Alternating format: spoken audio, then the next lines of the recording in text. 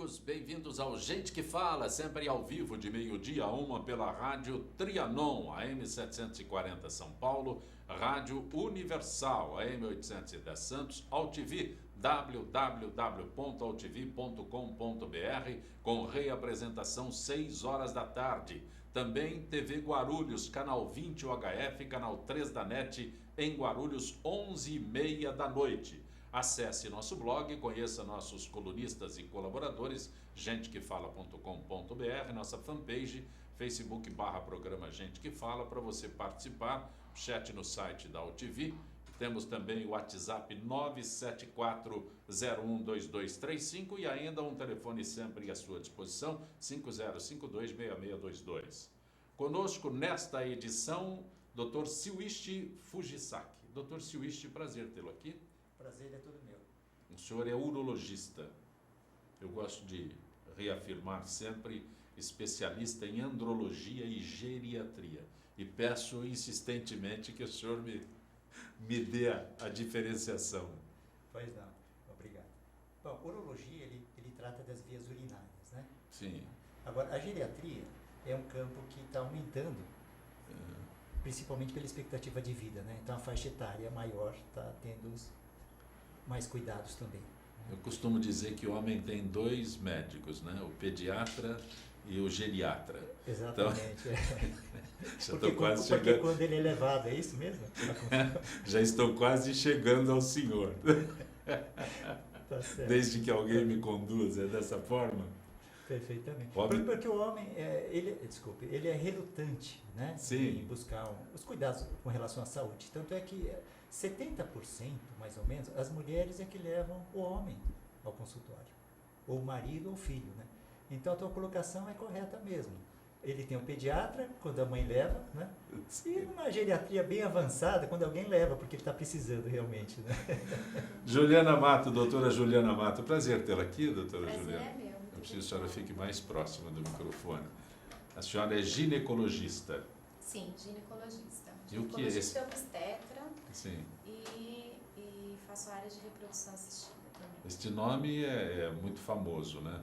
E é do Instituto, Amato Instituto de Medicina Avançada. Isso. A senhora integra o Isso. Instituto. Nós somos um grupo de 14 médicos e a gente é de várias especialidades e a gente tem um hospital dia também. Funciona como um hospital dia. O que eu coloquei com o Dr. Silwishi com relação ao homem, o homem é realmente relutante Sim, em com procurar. certeza. A gente vê pela família, né? E pelas pacientes que vão lá e contam dos maridos. Que a gente pede um exame e não faz de jeito nenhum. Não faz? Tem isso também? Demora para fazer, não quer fazer, ou a gente tem que pedir para ir no urologista. Mas eu acho... Mesmo assim não vai, né? Eu acho muito interessante e acho necessário que se destaque isso, não é? Porque o Dr. Silwishi colocou o termo correto. O homem é relutante. Não é? Quando a mulher já começa a sair da infância, ela já é orientada a procurar cuidados médicos. A mulher é com facilidade, ela já na sua juventude, na sua puberdade, já está preocupada com isso. O homem quer distância de médico, né? Falo por experiência própria. O homem tem medo. Realmente ele só vai no pediatra, no urologista quando precisa e no geriatra. Tem uma explicação para isso? Eu não sei. Vocês que são homens, vocês me falam. Tem explicação para isso, doutor Silvio? Eu acredito que, veja só, na infância ainda, quem cuida é a mãe. É uma mulher, né? É isso? Sim. Então, qualquer tipo de problema, dificuldade, ela vai levar ao médico, né? Agora, a partir da infância, começa a pré-puberdade, né? A mocinha, ela tem a menstruação e realmente a presença do sangue, vamos dizer assim, a criança não vai entender aquilo. Então, a mãe choca. Então, a mãe tem que preparar. Olha, se tiver um sangramento, ela vai explicar. Ou seja, a menina, ela vai ver a presença do sangue e já vai ter orientações da mãe com relação aos cuidados. E o garoto não. Ele tem a fimose dele, que deveria ser tratada, e só vai tratar depois dos 20, 30 e olha lá, né? Na verdade, ele fica um tanto afastado mesmo com relação à orientação familiar, que o pai não fala, ele já não vai também, né? Sim. E a mãe, ela costuma orientar mais a filha, né? Mas não. Isso é verdade, né? Mãe leva no ginecologista, a filha entra na menarca, menstruou, 12, 13 anos, já leva na primeira consulta. Eu ressalto isso sempre, porque há um aspecto que no Brasil não existe, que é prevenção. Vocês trabalham em áreas próximas, né? Urologia, ginecologia, onde a prevenção é essencial. Todas as áreas, mas especificamente nesses casos. E eu lamento que de parte dos homens, né, não haja prevenção. O brasileiro não sabe o que é prevenção. Então eu destaco sempre, faço em tom irônico, mas destaco sempre este problema que o homem, e muitas vezes a mulher também, né, não há prevenção. Então, se eu vou no Dr. Silwisch lá e ele me diz que eu tenho algum problema, é mais fácil eu trocar de médico do que voltar nele, sabe? Lamentavelmente, sim, essa é a consciência do brasileiro. É isso que acontece? Exatamente. Né? E eu acredito o seguinte, e também a natureza, de repente, ela fez com que ocorresse isso. Pelo seguinte, uma das doenças graves, né, é o câncer, não é isso? Se for colocar quais são os tumores mais frequentes no homem e na mulher, entre eles estão o câncer do colo uterino, né, e o câncer de mama na mulher. E no homem está a próstata.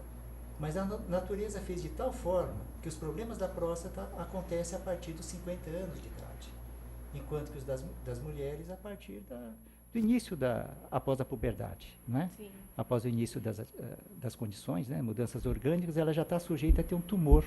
Então, a própria mãe, ela também está fazendo anualmente, né, de certa forma, um controle de prevenção com relação ao câncer do colo uterino. Isso, sim, desde jovem. E a mocinha também.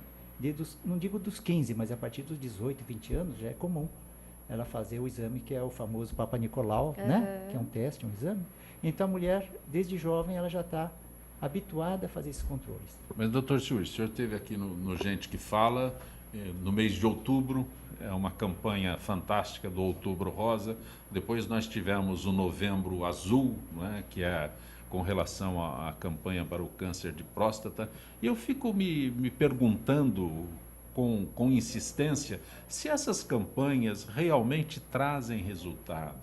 Principalmente no caso do Novembro Azul. Outubro Rosa é uma euforia.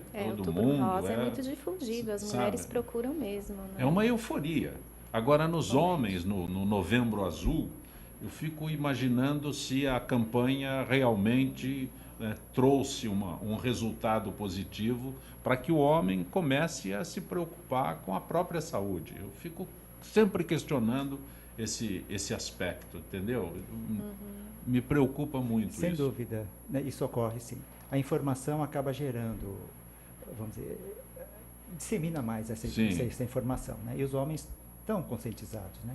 Tanto que eles têm, muitos pacientes já têm um agendamento anual. Ótimo, ótimo. Sim, dessa parte urológica da próstata e junto, sim, com cardiologia e outras áreas também. Né? Mas, então, desculpa, sim, mas no caso específico agora, nós estamos em verão, nós estamos, sim, no verão. Né? E uma das informações que a gente tem é que, eu não entendi, cálculo renal e cálculo urinário é a mesma coisa? É a mesma coisa, é a mesma exatamente. Coisa, mas a terminologia... É localização, né? A terminologia isso mais comum é cálculo renal. Sim. O que tem a ver o verão com o aumento desse problema no homem? Sim, exatamente. Pela própria, vamos dizer assim, a lei da física, né? Hidrodinâmica, vamos colocar dessa forma. O que é um cálculo? O cálculo é uma pedra. Então se fala pedra nos rins também, né? É o termo. Então o cálculo, ele é uma formação pétrea que inicia com cristais, né? Então esses cristais, eles têm diferentes origens, né? Então ele pode ter uma conformação com a presença de cálcio, fosfato, né? Então, para formar um cristal, lógico, essas substâncias, quanto maior a concentração desse líquido, vai ser mais rápida a formação desses cristais. Então, existem dois fatores, uma condição congênita ou genética, uma tendência a ter esses cálculos, e também o fluxo do líquido. Quanto maior o fluxo do líquido, no caso urinário, ele vai lavando a região. E esses pequenos cristais, eles são eliminados normalmente. Então, quando se forma um cristal, ele vai aumentando de tamanho, vamos dizer assim. Até meio centímetro, que seria um cálculo de meio centímetro, 99% ele é eliminado espontaneamente. De repente o Cálculo de meio paciente nem percebe. centímetro Até é um meio. grão de arroz. Exatamente. Veja que é relativamente É grande. isso, eu estou Ele fazendo pode- uma comparação exatamente. correta. Ele pode ser eliminado espontaneamente. 90% O homem é. nem percebe. Nem percebe. Né? Sim. Eventualmente pode ter uma cólica, mas Mas o que tem a 3, ver o 4 dias verão pode com eliminar. esse problema? Exatamente, porque ele concentra o líquido, a urina. É. Veja só, numa mesma quantidade de ingestão de líquido, no inverno, praticamente o líquido é eliminado pela urina, pelas vias urinárias. E no verão, não. Ele é dividido pela transpiração, pela respiração. Tem outras formas de da perda do líquido. Sim. Então, no sistema urinário, se torna, o volume é menor, a urina é mais concentrada. Então, a formação é maior dos cristais. Mas não é no verão que se ingere maior quantidade de líquido? Sim, mas se perde muita quantidade também. Deve-se ingerir mais, mas a Sim. perda é maior pelas outras áreas. Veja, Sim. a maior ingestão de líquido que seja, mas a perda, no verão, se soma a perda pela transpiração. Isso atinge as mulheres também? Também, com certeza. Esse problema Eu tenho de uma dúvida. O cálculo renal, ele é mais comum em homem ou em mulher? Tem essa Existe uma frequência, diferenciação? sim, é maior nos homens, né? Provavelmente pela condição do dia a dia, da vida e da alimentação também, né? De repente o homem ele era mais exagerado, ele era fumante, tem várias condições que devem interferir no metabolismo geral, né? Que vai dessa formação. Mas com a evolução do tempo, o tempo atual, a incidência do cálculo no homem é de 1,5 vezes a mais que a mulher. Naturalmente, a mulher também já saiu de casa, está tendo as mesmas atividades que o homem, e o tipo de alimentação também. Doutor Silwich, o senhor falou de alimentação. Existem alimentos que devem ser evitados para que se... Sim, sim, existe. com relação a cálculos renais? Eu colocaria da seguinte forma: o indivíduo que não tem uma tendência genética, ele não vai ter cálculo Sim. nunca na vida. Mas aqueles que já tiveram uma vez, a reincidência é muito grande. 70%, 80% de quem teve cálculo vai ter de novo. E vai ter várias vezes. Então, nesses casos, vale a pena um cuidado, uma ingestão maior de líquido e alimentação. Então, que tipos de alimentos são, vamos dizer assim, bem-vindos e devem ser evitados, né? Bom, bem-vindo realmente é água, líquido. Deve ser evitado carne vermelha, amendoim, castanha, Aquela Tomate. história de frituras. tomate é Tomate, verdadeiro? é isso. Tomate é verdadeiro? Não é assim também, Não, né? é. Porque o pessoal fala por causa da semente. Acho que a semente, o tomate vai seguir Sim. o cálculo, né? É um pouco de folclore, Mas é bom né? desmistificar isso. Não é, com certeza É. não, né? Agora, então veja só. Então, Desculpa, tomate e pepino são os dois... São os dois alimentos. Sim. Você tem cálculo renal, não coma tomate, não coma pepino, coisas desse tipo. Não é o povo isso? fala, né? Não É. coma tomate. Tomate, coisa muito condimentada, né? Muito... são frituras esse tipo de alimento, né? Perfeito. Agora, o que é importante é ingerir bastante líquido, sem dúvida, principalmente no verão. Isso para quem já teve é obrigatório. Agora, para quem nunca teve, talvez não faça a diferença. Doutora Juliana, um problema que nós temos no Brasil e de maneira assustadora neste momento é a microcefalia. Sim. Nós tivemos... Pois não. Causada pelo Zika vírus. O nosso país hoje vive uma epidemia do Zika vírus. Esse Zika, ele é um vírus transmitido pelo mosquito Aedes aegypti, o mesmo da dengue, do chikungunya. Começou mais na região norte, o Zika apareceu em meados do ano passado, e hoje em dia a gente vê que está bem disseminado. Só do Natal, a gente já sabe que tem mais de 3 mil casos de Zika, e do Natal até dia 2, 199 casos novos, tem aumentado muito. E é um vírus que é transmitido por esse mosquito. Então, a gente tem que tomar muito cuidado, principalmente agora na região sudeste, que começam as épocas de chuva, a população de mosquitos, se a população não se conscientizar, vai aumentar muito. A senhora fala do Nordeste, a senhora registra o Nordeste. Primeiro que não é novo esse problema, não é novo. Já foi não é novo. detectado há bastante Já foi detectado tempo. há bastante tempo, mas agora que virou uma epidemia. Agora que nós somos surpreendidos realmente com... Isso, agora que aumentou o número de casos e que esse número de casos é bastante significativo, esse aumento. Porque até então o Aedes aegypti era tratado como problema de dengue só. Só a dengue. A dengue. Aí, no ano passado, se começou a falar no chikungunya, né? E agora no final do no ano, Zika vírus. Mas é tudo próximo, é tudo... Aí a palavra que eu usei, prevenção. O Brasil não tem uma prevenção para isso, lamentavelmente. Então, não tem uma prevenção, mas a gente, essa questão da prevenção tem que ser bastante enfatizada. Não deixar acumular água, tomar cuidado com as piscinas, com as casas vazias que têm piscinas, que tem um acúmulo de água, pneu, lixo, água acumulada em calha. As mulheres têm que usar uma proteção, usar o repelente quando estiver grávida, quando não estiver também, né? Porque a dengue está aí.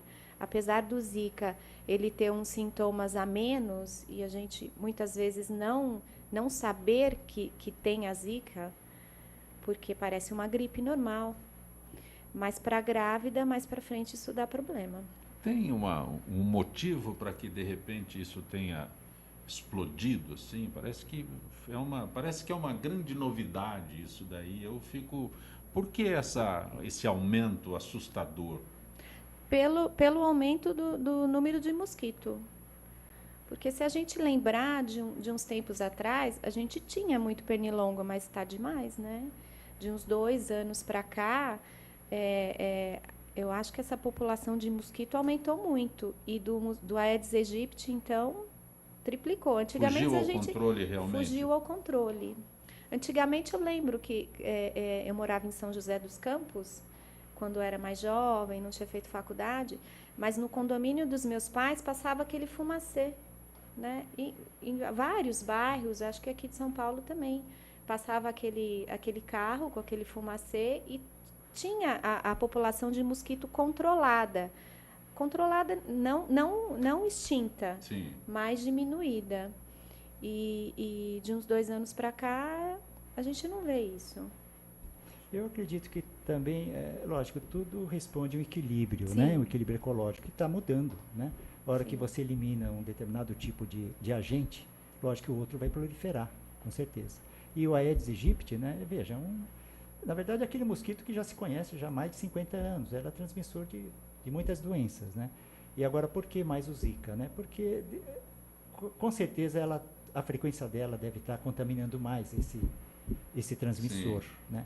Agora você fala, por que o Aedes aegypti, né? Todo mundo está ouvindo falar porque dele. É relativo, né? É relativo, né? Se tem mais mosquito e mais gente infectada, mais mosquitos infectados surgirão por aí. Então, essa explicação que tem o problema básico seria o saneamento, né? Sim. Mas aí existe uma outra explicação também. Tem muitas casas aqui em São Paulo, que é grande metrópole, abandonadas, que estão fechadas. Esses quintais não estão sendo fiscalizados, né? Tem as piscinas, as poças d'água e tal. Mas eu acredito que isso não é relevante. Sempre teve casas vazias e sempre teve poças também, né? O que realmente de repente, esse mesmo mosquito, né? Ele não está tendo um agente que esteja de controle natural, que Sim. não tem mais. De repente, ele está sozinho, né? Acaba o predador do Tanto mosquito. que é o mesmo transmissor, né? Da dengue, né? Porque de repente é o único mosquitinho que vem picar, não tem, os outros já foram.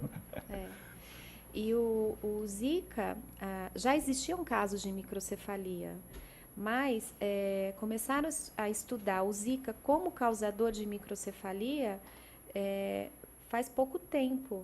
Tem alguns casos descritos, mas assim, como o causador, um dos causadores, tem pouco tempo. Doutora Juliana, quando dengue, a primeira coisa é dengue, aí chikungunya, aí Zika, tem sintomas? Os sintomas são parecidos? Como é que se consegue facilitar o diagnóstico? Sim. O Zika, ele parece uma virose. Então, pode ter coriza, o nariz escorrendo, dor no corpo, sensação de fraqueza. Parece uma gripe mesmo. Sim. Né? Por isso, às vezes, passa desapercebido. A pessoa que tem acha que é uma gripe comum. A dengue não, a dengue já cursa com febre alta, além das dores no corpo, pode ter um declínio uma anemia, né? Um declínio Sim. das plaquetas, do sangue, uma anemia profunda, dependendo Mais do dissimulado caso. seria mesmo o Zika. O mais dissimulado seria o Zika. O chikungunya já tem alteração ocular também, pode ter uma conjuntivite. É bem parecido com a dengue, mas chikungunya e dengue, às vezes é difícil se diferenciar muito. Agora, o Zika é uma virose, é uma gripe. Lamentável, desinformação e descaso das a dengue autoridades. tem basicamente, né, a cefaleia, E né, e isso. alterações intestinais também, né? Também. Né? Isso E é até importante destacar. hemorragia, né? Tanto Isso que é importante destacar. os pacientes que tomam, e muitos tomam, né, com prevenção cardíaca, medicamentos que eles falam, popularmente afinam sangue, Sim. né? O AS, por exemplo, né? E medicamentos tipo anticoagulante, né? Que é contraindicado quando se tem a dengue. Então, muitos pacientes estão com dengue e estão com hemorragia. Ele deve suspender esses medicamentos. E quando o senhor fala em desarranjo intestinal, isso Sim, a diarreia, Sim. exatamente, porque isso no caso da dengue, né? É um dos muito sintomas. pouco falado, Sim. doutor Circe. Então, dá uma diarreia Sim. constante, Sim. deve se suspeitar, sem dúvida. As pessoas suspeitam de outras coisas. Cefaleia e essa parte intestinal. E aí Cefaleia, causa dor de cabeça. cabeça, Dor de né? cabeça. E causa desidratação pela diarreia. Exatamente. Aí, tadinho do brasileiro. Só. É lamentável. Eu chamo muito a atenção porque quando você conhece a realidade brasileira, nós vivemos num mundo, São Paulo, que é uma realidade. Aí onde estão acontecendo esses casos que são divulgados? Fora de São Paulo, longe de São Paulo.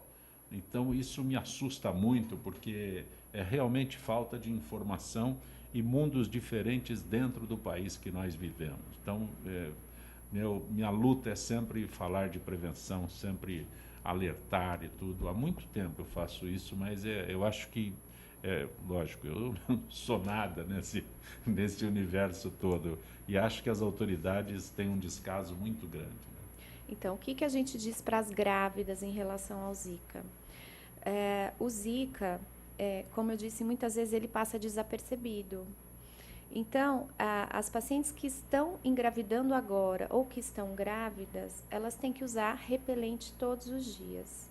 E tem que usar calça comprida, de preferência blusa de manga comprida, para evitar... São cuidados muito simples. São cuidados simples. São cuidados simples. Sim, ótimo que se oriente nesse sentido, doutora Juliana. Para evitar que ela seja picada. Porque o diagnóstico da microcefalia, ela é só feita no 6º mês de gravidez por ultrassom.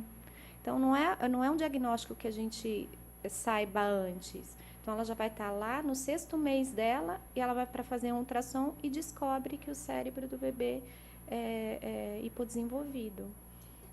Mas posso fazer uma colocação? Fazer uma pergunta, né? Poderia ser de rotina, né, um exame para uma mulher grávida quando ela visita o ginecologista, né, no caso obstetra, quando ela vai fazer o pré-natal, né? Existem exames, né, que ela poderia fazer de prevenção, já que estamos nesse... Então, agora é que estão fazendo um exame de sangue, que é recente também, que é o PCR, que é um método de biologia celular, específico para Zika vírus, para as pacientes que têm esses sintomas, né? Mas não é de rotina ainda. Quem sabe um dia a gente consiga colocar isso na rotina. Quem sabe um dia. Doutor Siwish, voltando a falar de verão, férias de verão, cautela com DST, são doenças sexualmente transmissíveis. Sem dúvida. Em primeiro lugar, que é um período de férias, né? Sim. De modo geral. Então, um período de férias, passeios, né? A moçada, lógico, vai ter mais atividades, mais oportunidades. Né? Oportunidades, né? Sim. Então, os cuidados devem ser maiores pela frequência, pelas condições de disponibilidade, né? Agora, o próprio verão, vamos dizer assim, o que ocorre? Muitas doenças bacterianas, ela desenvolve na presença de umidade. E no verão, a nossa pele ela é mais úmida, né? Então, o desenvolvimento de bactérias é maior. Então, essas infecções genitais, tanto no homem como na mulher, é maior também nesse período, né? E, lógico, uma infecção ela pode trazer outra, né? Pelo enfraquecimento da resistência. E com isso, pode adquirir uma DST. Não há um desprezo maior nesse momento atual da população com relação à DST, porque, colocando melhor, há 30 anos, quando foi difundido, a doutora Juliana não estava, era muito jovem, mas há 30 anos, quando surgiu a AIDS, né, surgiu aquele pavor da população com relação a essa doença que tomava vulto e tal. De lá para cá, eu estou colocando 3 décadas. Hoje me parece que há um desprezo muito grande com relação à DST toda, com relação a... A população, ela está, de repente, entendendo, está perdendo esse receio, esse medo, né? Sim. Tá? De repente, como se fosse uma condição mais natural, comum, né? Mas você comentou com relação à AIDS, por exemplo, né?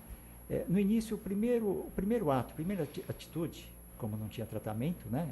Também, seria o uso do preservativo, que na verdade, que seja há 30 anos, até hoje é fundamental isso. Todo relacionamento deve-se usar o condom, né?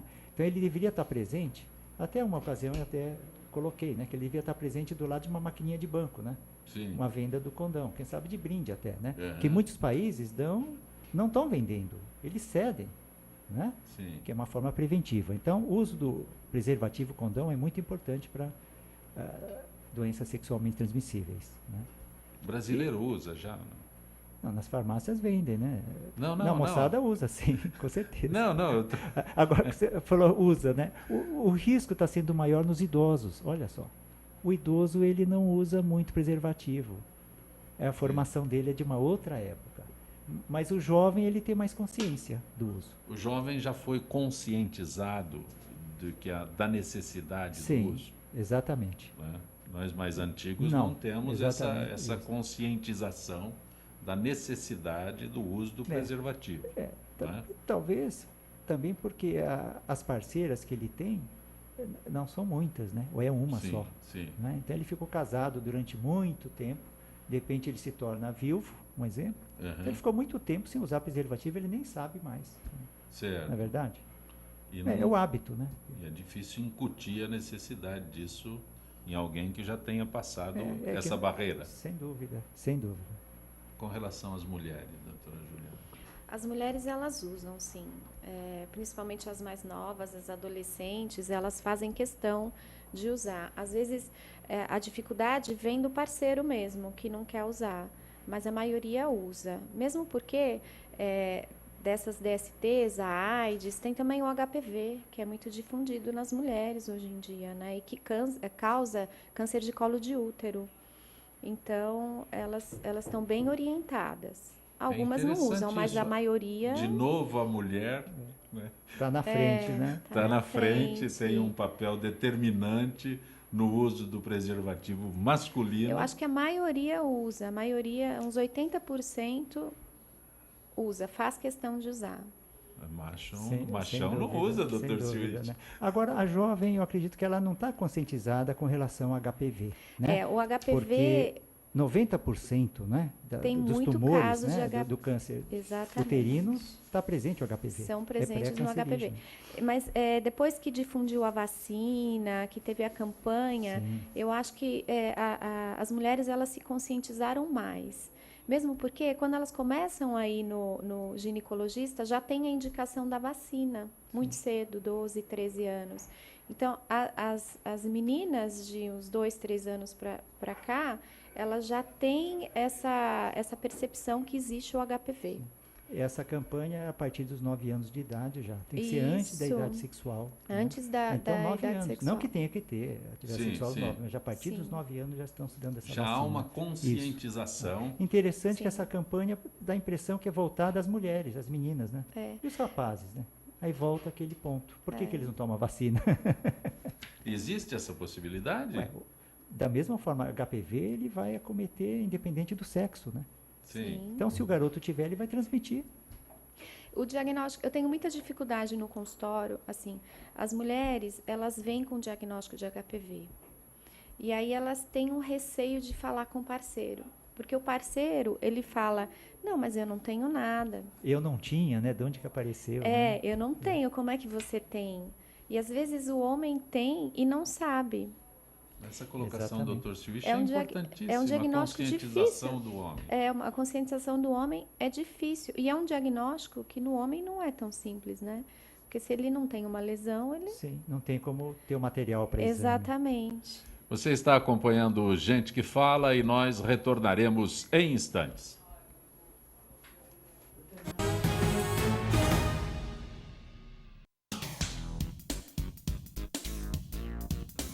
Sim, meus amigos, muito prazer, eu sou o Sérgio Oliveira e estou aqui para lembrar vocês que toda segunda-feira, 9 horas da noite, eu estou aqui na TV da internet com o Futebol Alternativo TV. Sim, Série D, Série C, Copas Estaduais, as discussões de acesso, tudo aquilo que nenhum outro programa esportivo fala, tem a coragem, a capacidade de falar, nós falamos aqui na UTV. Toda segunda, 9 horas da noite, só aqui na TV da internet.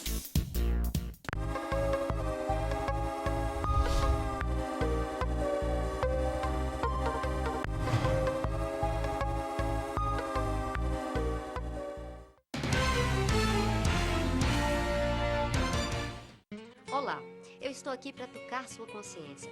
Nossa saúde ganhou o movimento Mama Amiga pela Vida, uma ação social e voluntária que trabalha pela prevenção do câncer de mama. Esse trabalho leva informação às mulheres, apoio e um toque de carinho, com campanhas como a Rede de Pontos de Prevenção e o modelo Mama Amiga, que ensina a identificar possíveis alterações nas mamas. Para saber mais, acesse e participe desse grande movimento pela vida da mulher.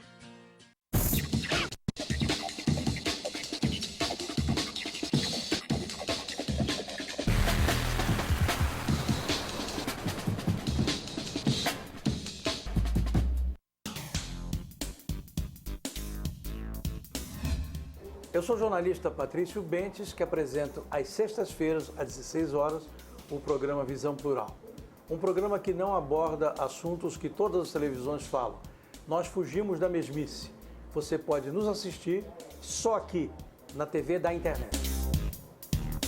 Olá, eu sou Nícia Amorim, cabeleireira dos famosos e trabalho no Lohan Hair Celebridades. Você que está assistindo a Ana Karina Entrevista tem um presentão aqui no nosso salão. Marque o seu horário, agenda e vem aqui que a gente está esperando por você. Espécies da Mata Atlântica. O Parque Nacional da Tijuca fica no coração do Rio de Janeiro e no coração do parque fica a Floresta da Tijuca, a maior floresta urbana do mundo, com uma extensão de 3.953 hectares de Mata Atlântica. Aqui existem várias espécies, cada uma com um importante papel no ecossistema. O Pedro é uma delas. Essa espécie de hábitos diurnos é fundamental no reflorestamento e na limpeza da mata. Além disso, o Pedro é uma espécie extremamente sociável e gosta de andar em grandes grupos. Esse programa foi criado para... A espécie protege a Mata Atlântica.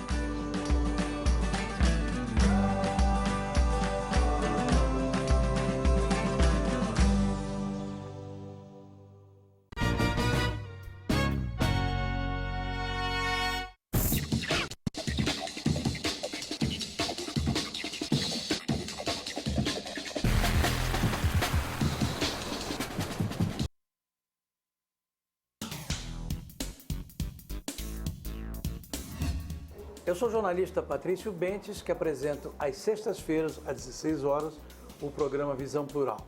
Um programa que não aborda assuntos que todas as televisões falam. Nós fugimos da mesmice. Você pode nos assistir só aqui, na TV da internet. Olá, eu sou Nícia Amorim.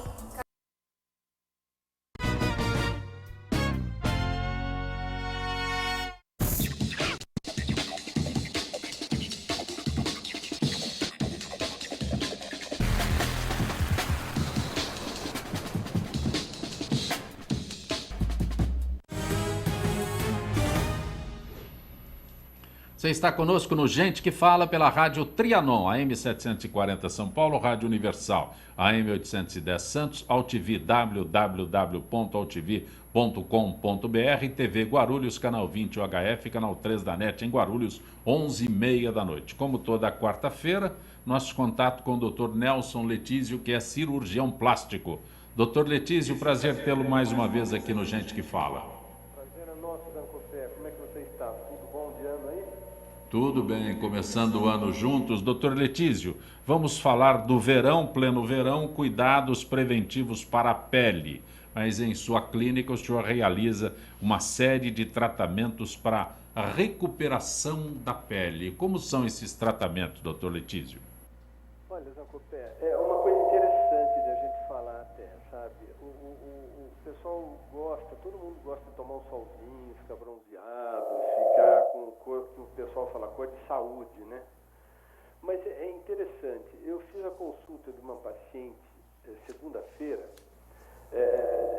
que ela tem uma pena de pavão, é uma senhora já, ela tem seus 63 anos de idade, e ela tem uma pena de pavão muito bonita desenhada no braço direito, no antebraço direito, na projeção do dorso da mão do braço direito.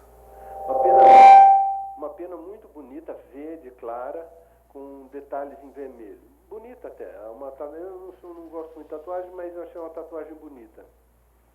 E é interessante que para ela não danificar essa pena de pavão, ela usa manga comprida mais de um lado que do outro. E ela cruzou os dois braços na minha frente. Foi muito interessante que o braço da pena de pavão que ela protege do sol, a pele estava muito mais bonita e muito melhor cuidada do que o outro braço que ela expõe sem medo. Eu quero dizer o que com isso, Zancopé? O sol é muito bom, é saudável, a gente sintetiza vitamina D, mas ele é muito agressivo para a gente, ele está ficando cada vez mais. Conclusão, os cuidados da pele. Primeiro, evitar sol. Segundo, se a pessoa tem uma tendência a melasma, que é aquela mancha gravídica, ou mancha por hormônio, você não pode fazer o laser de CO2, que você pode tirar mancha, uma série de coisas. Você tem que usar tratamentos, vulcanais, outras coisas para clarear a mancha. Se você tem mancha senil, você faz luz pulsada, você faz laser de CO2. Se você tem efélides, que são as manchas da juventude, se você tem manchas por sol, manchas causadas por efeito químico do sol, você tem um outro tipo de tratamento que pode ser a luz pulsada ou só clareadores de pele associados ou não ao laser de CO2. Então, Zancopé, existe uma infinidade de tratamentos para que a gente possa fazer a microdermabrasão, que você faz uma pequena abrasão da pele, você pode fazer pequenos peelings com ácido tricloracético. Então, Zancopé, depende de cada caso, do tipo de pele, da classificação de Fitzpatrick, que vai de 1 a 6, o que a pessoa precisa. Às vezes, uma pele muito clara, toma muito sol, forma muitos vasinhos, você tem teleangiectasias, então você usa um laser específico, né, o de Miyagi, para tirar aqueles vasinhos, fica aquela pele que a gente fala com o rosto que parece que está com frio, né, que o nariz fica vermelho e a bochecha fica vermelha por um excesso de vasinhos. Então, Zancopé, qual que é a grande recomendação do sol do verão para cuidados da pele? Evite o excesso de sol. Tente usar filtro solar e cuide da pele. Tem tratamentos? Sim, mas tem alguns casos que mesmo com tratamento a pele fica tão fotoenvelhecida que não fica um bom resultado. Doutor Letísio, agradeço tua gentileza mais uma vez com o nosso Gente que Fala. Permaneceremos juntos em 2016. Um grande abraço, doutor Letísio. Que Deus esteja conosco e com o nosso Brasil, porque nós estamos precisando de uma certa ajuda aí, viu? Ok, doutor Letísio. Um abraço. Conosco hoje aqui no estúdio, o urologista doutor Silvishi Fujisaki, a ginecologista doutora Juliana Amato. Doutora Juliana, o livro Em Busca da Fertilidade, a senhora lançou, publicou recentemente? Sim, eu publiquei recentemente. Esse livro é voltado para as pacientes que estão em tratamento e para desmistificar um pouquinho dos tipos de tratamento, que existe ainda muitas dúvidas das causas de infertilidade feminina ou do próprio casal e os tipos de tratamento. Então, lá eu explico direitinho as diferenças dos tratamentos, as causas, tanto masculinas quanto femininas, e o que ela deve fazer para buscar a fertilidade dela, para ela conseguir engravidar. Como a gente estava dizendo agora, a prevenção da fertilidade dela. E a senhora cita doenças mais comuns. O que seriam doenças mais comuns? As doenças mais comuns na infertilidade feminina é a endometriose, são as anovulações, a síndrome do ovário policístico, e que devem ser diagnosticadas e tratadas para que esse casal consiga engravidar. Doutor Siuichi, o senhor que é urologista, o exame de sangue basta para se diagnosticar o câncer de próstata? Não. O exame preventivo da próstata são 2. Sim. Um deles é o exame de sangue, Sim. que é o PSA. Né? Mas eu pergunto se este exame basta para Não basta, diagnosticar. são 2. Sim. O segundo exame é o toque prostático. Não é o Sim. segundo, os 2 são obrigatórios. Certo. E na dúvida, sim. Aí tem outros exames, né? Desde ultrassom. Mas o homem continua a resistir Ao toque. na ideia de fazer o toque. Na verdade, ele resiste a tudo, né? Sim. Até o exame de sangue. Essa é a verdade. Ele não vai ao Até o laboratório. exame de né? sangue? Porque é comum. A doutora Juliana Não, diz até que exame de sangue, é prescreve o exame, o homem não faz. O marido não vai, né? Veja, é comum o paciente ligar à clínica. O pessoal fala, doutor, o paciente tal, ele pediu um novo pedido. Por quê? Porque a data já venceu. É comum isso. Então você pede, faz um pedido, tem que a doutora fazer o outro. Juliana Exatamente. se referiu Não é a o isso. toque, não. Acho que é qualquer exame. Qualquer exame, doutor? Espermograma é um exame que eles também, quando já está há muito tempo tentando engravidar, até faz, Sim. mas numa primeira consulta, assim, dificilmente, protela um pouquinho. Imagina, Zancopé, o exame pré-nupcial, que era muito comum, né, nos anos passados, Sim. atualmente saiu também fora do, vamos dizer assim, da Diria pauta. saiu da moda. Saiu da moda, né? Talvez o casamento, de repente, também diminuíram, né? Tá? Sim. Mas o exame pré-nupcial consistia numa avaliação também de uma fertilidade. E com relação às doenças transmissíveis também. Ou seja, todo jovem noiva, né? Deveriam passar por uma avaliação médica dessas doenças mais comuns, a sífilis, que seja o AIDS agora também, né? E outra, hepatite, essas doenças que são transmissíveis. E junto com isso, para o menino, para o homem, ele fazia o exame de espermograma. Mas o padre mandava fazer, senão ele não celebrava o casamento, né? Então ele fazia agora. Não, é verdade, ele tinha que, ele tinha que ser aprovado, ele tinha que fazer um cursinho pré-nupcial. Aí eram convidados psicólogos, etc. Tal, e médicos também, médicas, né? Aí eles faziam uma palestrinha, ó, muito importante para a fertilidade e tal, fazer o espermograma. Aí o padre tem mais incidência positiva do que o próprio médico. Está com mais persuasão o padre do que os médicos, né? Na verdade, é um casamento, né? Sim. Mas existem fatores externos que comprometam a infertilidade? Sem dúvida, né? Eu vou colocar da parte masculina, então. Isso aí, né? doutora Juliana. Então, na parte masculina, no nascimento, que é muito comum, não é a primeira incidência de infertilidade masculina. A primeira é varicocele, né? Que posso comentar rapidamente. Mas na infância, no nascimento, é muito comum a não descida dos testículos na bolsa escrotal. Chama criptorquidia, né? Cripto é oculto, escondido, né? Criptografia, cripto. Criptorquidia seria o testículo que não aparece. Ele não está no saquinho escrotal porque ele está elevado, está no abdômen. Porque a origem biológica dele é no abdômen, então ele vai descendo. Então, no nascimento é muito comum ele não estar no saquinho, na bolsa. Mas, normalmente, até o 6º mês, até 1 ano de vida, ele deve descer. Mas, em alguns casos, não desce. E quando esse testículo não está na bolsa escrotal, ele está sofrendo, porque a temperatura é mais elevada na região abdominal. Então, esse tecido ele vai sofrendo, no futuro ele vai produzir menos espermatozoides, com as células que engravidam, né? O gameta masculino. Então, isso há tratamento. Então, já poderia ter um tratamento preventivo logo após o nascimento, ou no 1º ano de vida, para o garoto. Perfeito. Né? Após isso, tem as doenças infecciosas, né? Que é muito comum, uma doença transmissível também. Ela pode comprometer as vesículas seminais, que é uma glândula, né? Que produz o líquido, e o próprio testículo também. E com isso levar a uma obstrução, processo inflamatório ocluir a saída, né? Por exemplo, uma epididimite pode afetar. E tudo isso vai afetando a qualidade do espermatozoide. E a varicocele, eu vou colocar que já terminou. Varicocele são umas varizes na região escrotal, mas é a primeira causa que afeta a qualidade espermática. Por causa não da só temperatura, elevação de temperatura? Na verdade, existem... Não, a primeira... Eu sou leigo, eu estou perguntando o que eu ouço fora dos eleva a consultórios. temperatura, mas ela traz também um refluxo, né?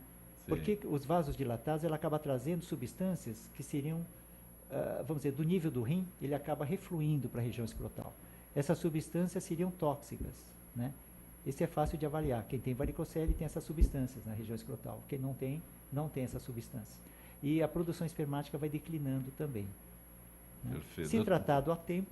Doutora Juliana, infertilidade é sempre culpa da mulher, doutora Juliana. O homem sempre passa esse peso para a mulher, né? Isso é importante a colocação. O homem que passa. Né? O homem nunca tem esse problema. Né?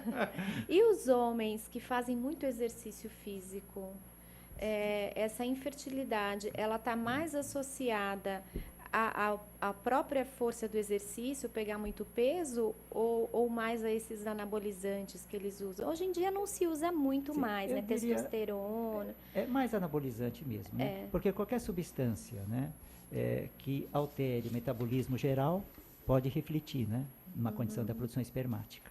Né? Então, eu diria, exercício físico não, a não ser que traumatize o testículo, né? Tanto se colocava no passado, o uso de vestimenta muito apertada, né? Uma cueca apertada, andar a cavalo, andar de bicicleta. Não, nada disso é verdade, né?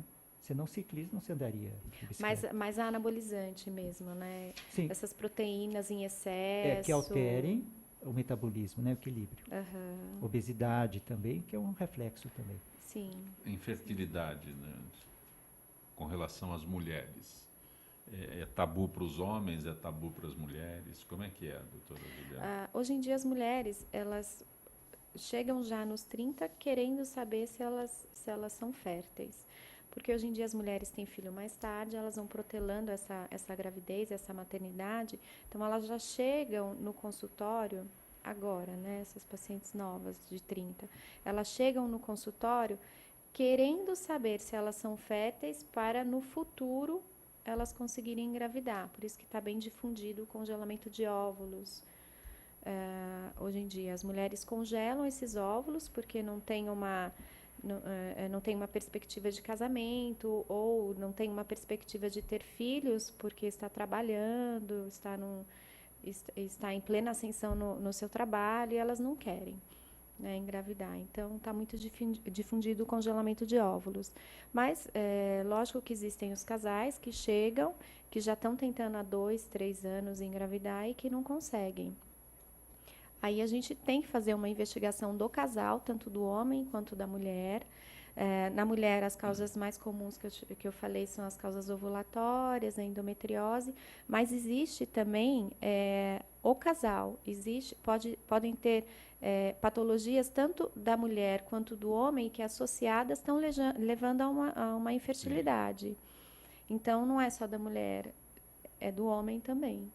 E a compatibilidade, e né? a compatibilidade. Que muitas vezes, na própria secreção, né, vamos dizer assim, do fluido, né, da mulher, na vagina, no caso, em contato com o espermatozoide, por uma condição imunológica, pode até imobilizar o espermatozoide. Mas há tratamento, né? Como supressores. Com certeza. Né, Doutor Silwich, disfunção erétil ainda é tabu para ser tratado? Aqueles que chegam lá procurando o Dr. Silwich com... Sem dúvida, né? Com uma... Como é que eu posso dizer? Qual é o termo que eu... Né? O homem, ele eu não tenho problemas, mas... Porque pegou o homem, né? E o homem, ele é relutante em fazer essa consulta, ele foge, né? Então, seria mais ou menos um indivíduo que... o normal. O carro está andando, o pneu está murchando, ele está andando, ele esquece. A hora que não andar mais, aí ele vai no borracheiro, né? Para ver o que pode ser feito, né? Então, essa disfunção erétil é a mesma coisa. Quando ele realmente passa a não dá condição, né? Ele vai procurar, né? A preocupação e o desespero, né? Quando chega no desespero... E hoje a cobrança da companheira está aumentando também, né? Bom, de toda forma... Mas continua a ser um tabu de parte do homem procurar tabu nesse sentido, um médico, né? e realmente fazer a consulta e colocar o diagnóstico. Doutor Silwich, eu vim aqui porque eu não estou funcionando mais. Com essa facilidade da mídia, né, presente hoje, né, internet, TV, né, essas mídias, lógico que o homem, ele tem essa informação, ele tem um acesso maior também de manter um contato. E lógico, quando ele vai na consulta, ele não vai acompanhado, ele vai sozinho, a grande maioria. Então, esse É a tá única bom, hora que ele vai ninguém sem tá a vendo, mulher. né? Ele só vê aquelas câmeras, né, de segurança para ver se tem alguma coisa. É a única hora que ele procura o médico sem a mulher. A mulher nem sabe que ele foi. Muitas vezes não. Né? Vai E falar, mas hoje- por que você está Pois é. tratando? E hoje em dia está na moda a reposição, né, para homem. A reposição hormonal, O que o senhor acha disso? sem dúvida. A reposição nada mais é, veja, como o próprio nome diz, né? Está repondo os hormônios, né? Mas isso ocorre quando o órgão que produz esse hormônio, né? Ele está, de certa forma, falido, não está produzindo mais. Então vai se repor. E como a expectativa de vida está aumentando, lógico, quanto mais idade, mais vai ter uma reposição hormonal. Que normalmente é a partir dos 50 anos. Para o homem tudo acontece a partir dos 50. Disfunção Tá erétil. E vasectomia ainda é um tabu, doutor Silvich? Não é um Ela tabu. pode ser revertida hoje? Não, sempre facilitou? pôde, né? Sempre Lógico pôde. que hoje é em melhores condições pela microcirurgia, né? Com microscópio cirúrgico, né? Mas nós temos um grande aliado hoje, né? Nem sempre há necessidade de uma recanalização, né? Porque existe a fertilização artificial. Sim. Né? A colocação é o seguinte, os resultados são bons em ambos, mas a única colocação seria o custo, né? A tendência é, eu diria, o custo da fertilização ir diminuindo, mas existe um custo do procedimento, né? Então, acho que o paciente ele tem que balancear os custos para ver qual é a melhor. Custos é o Custos, valor, o valor custos monetários, é isso? Exatamente. Aham. Agora, a vasectomia, sim, veja, um casal. A conscientização, isso é muito importante. O indivíduo, o casal, ele está trabalhando para pegar os recursos e manter a família. Sim. Quanto custa um filho? Em função disto é que eles buscam esse controle da anticoncepção. Né? Aí tem o lado, a mulher vai fazer a laqueadura, né? O homem já quer empurrar para lá. Né? Agora, veja, a laqueadura é um procedimento e um porte maior. Então, a vasectomia é mais simples, uma anestesia local, tal, mas é uma cirurgia. É mais simples do que a Do que uma laqueadura? laqueadura, sem dúvida. Porque normalmente a laqueadura era é. feita no momento de uma cesariana, que havia Não, assim, no último filho, não era bem a recomendação na época, Sim, né? sim. Porque esperava-se que a criança atingisse 1 ano de idade para depois se pensar... Houve problemas jurídicos muito graves sobre isso, porque Sim. o médico já aproveitava Sim, e nesses, É porque, de nesses repente, rincões todos aí. Porque a criança, cada vez menos, mas no passado a incidência, vamos dizer, de morte, né, de um recém-nascido era muito grande. Sim. Hoje é praticamente nulo, né, quase nada. Mas imagine um casal que perde um filho antes, até 1 ano de idade, ele vai querer um outro. Perfeito. Né? Então, não é, essa seria não recomendo. Mas hoje tem o congelamento também, né? E reforçando o congelamento, existe uma busca grande de congelamento, tanto na parte masculina como da mulher, né? Com relação a tumores e câncer, né? Sim. Antes do tratamento de tumores, que com certeza vai levar uma esterilidade, né? Sim. Através da radioterapia, ou até químio, mas normalmente uma radioterapia se faz um congelamento, tanto para o homem como da mulher, para preservar. Perfeito. Isso não é novidade. Né? Doutora Juliana, aproveitando a presença da senhora aqui, mitos e verdades sobre higiene feminina. Mitos e verdades. Bom, vamos lá. O que a mulher tem que pensar quando se fala em higiene feminina? O órgão da mulher o órgão genital da mulher, ele fica muito escondidinho. Então, é uma região úmida, é uma região que fica mais quente. Então, tem propensão a ter mais infecção, a ter mais corrimento. O que é orientado é que ela use, na hora do banho, água para se lavar. Não é indicado muito sabonete em pedra. Se for usar sabonete, o melhor é o sabonete líquido. E esses sabonetes que vendem, esses sabonetes de região íntima que vendem em supermercado, eles são bons, mas assim, eles não são essenciais para a higiene da mulher. A higiene da mulher não precisa de sabão, só a água, limpar direitinho os cantinhos e deixar sempre bem seco. E nada de usar aqueles lencinhos umedecidos, porque aquilo tem um pouquinho de álcool, tem um pouquinho de hidratante, e para a região genital da mulher não é bom. Com relação a roupas. A roupas, que ela use mais calcinha de algodão, porque deixa a área respirar mais, e que se utilize menos de lycra, que a lycra, ela retém o calor. E usar menos roupas apertadas, que as roupas apertadas também propiciam mais infecção genital. Eu abordei muito o lado masculino do nosso programa hoje, até isso com muita ironia, né, em várias vezes, porque eu acho que é necessário a gente conscientizar as pessoas, mas eu disse logo no começo que as mulheres, né, são mais fáceis de procurarem especialistas. Mas existem casos específicos em que as mulheres se recusam a abordar este assunto sobre higiene íntima? Dificilmente. Sim. Normalmente, quando elas têm um corrimento, alguma coisa, elas já vão para o consultório. E sempre tem uma orientação, até quando criança, quando inicia a menstruação, a gente já orienta como se limpar, quando vai ao banheiro, evacuar, que é de trás para frente, da frente para trás. Sim. Quando vai ao banheiro, se limpar para fazer xixi, para não ficar passando muito papel, para dar uma limpadinha de leve, só para secar. Como eu encontro o livro Em Busca da Fertilidade? A gente vende pela Amazon, na internet. Pela internet? Isso. E tem um site específico para a doutora Juliana Amato? Da clínica? Que eu posso localizá-la com facilidade? Sim, com certeza.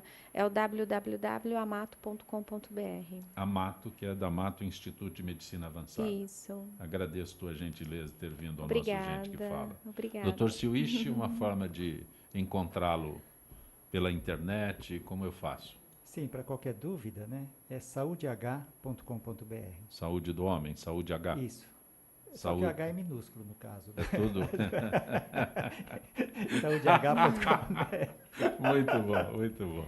Tá Grato certo. por ter vindo Então, mais uma vez meu. ao nosso Gente Prazer que Fala. É todo meu. Espero reencontrá-los várias vezes neste ano de 2016. Com certeza. Gente que Fala tem a direção geral do jornalista Fausto Camunha, diretora de produção Zenilda Salvato, redação Raela Brandão Pedro Schiavon, na pauta José Carlos Sicarelli, produção cultural Ricardo Godoy, na pauta José Carlos Sicarelli, na rádio Trianon, Benebene, Cléo Rodrigues, Neildo Neres, Ricardo Valim, na direção da TV Guarulhos, Fernando Mauro, na direção da UTV Alberto Luchetti, na técnica James Eduardo, Marcelo Fontan, Sérgio Oliveira e Iago Matsumoto. Estaremos de volta amanhã, meio-dia. Gratos, até lá.